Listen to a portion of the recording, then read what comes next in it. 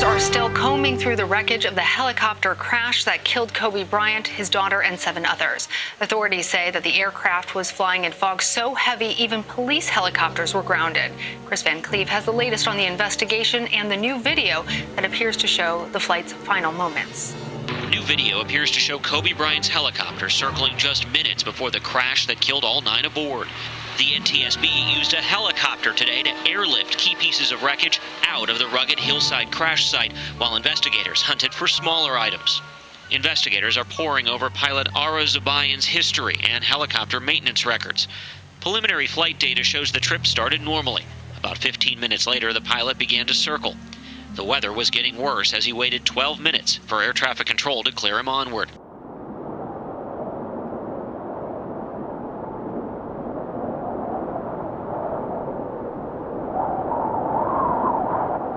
About 9:40, flying below the clouds, Zabayan asked controllers to track him on radar, but he was too low. 4 minutes later, radioing, he was climbing to go above the layer of clouds.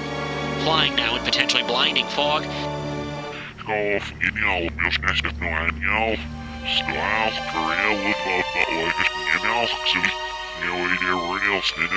He reached 2,300 feet before turning left. The helicopter began to dive, falling at nearly 5,000 feet per minute.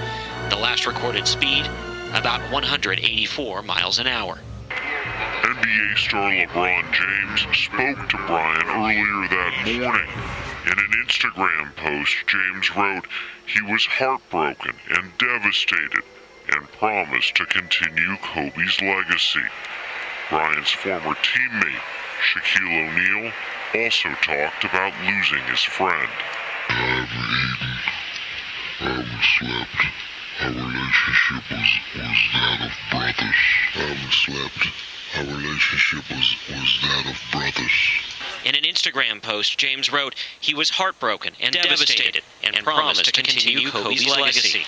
Bryant's former teammate, Shaquille O'Neal, also talked about losing his friend. I haven't eaten.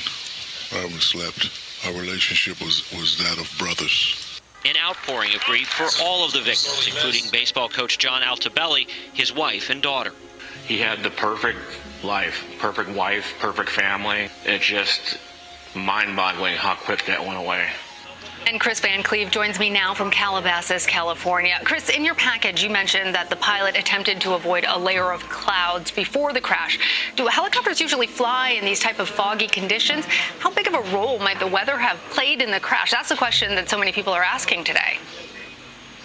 A lot of people are asking questions about what role the weather played and if the pilot should have continued flying. Now, typically, a helicopter flies under visual flight rules, and basically that means the pilot can see where he's going. And typically, it's you've got 3 miles of visibility in front of you and clouds at least a couple thousand feet. He didn't have that situation here, and it is unusual when a helicopter flies off of instruments, which would be the other option. So there are some questions about the decision to climb into the clouds. Of course, if he felt like things were worsening and he didn't have another option, you do what you can do to try to get everybody on the ground safely. But the question here is he climbed, and certainly that helicopter could have climbed above the clouds, but after he climbed to 2,300 feet, the helicopter turns to the left and begins a dive. Why did that happen?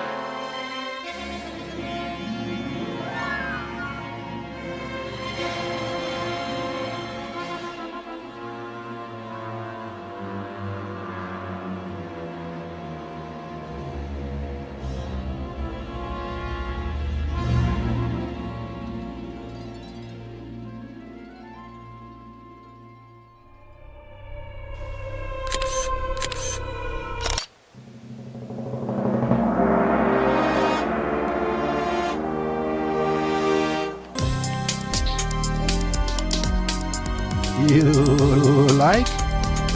Subscribe!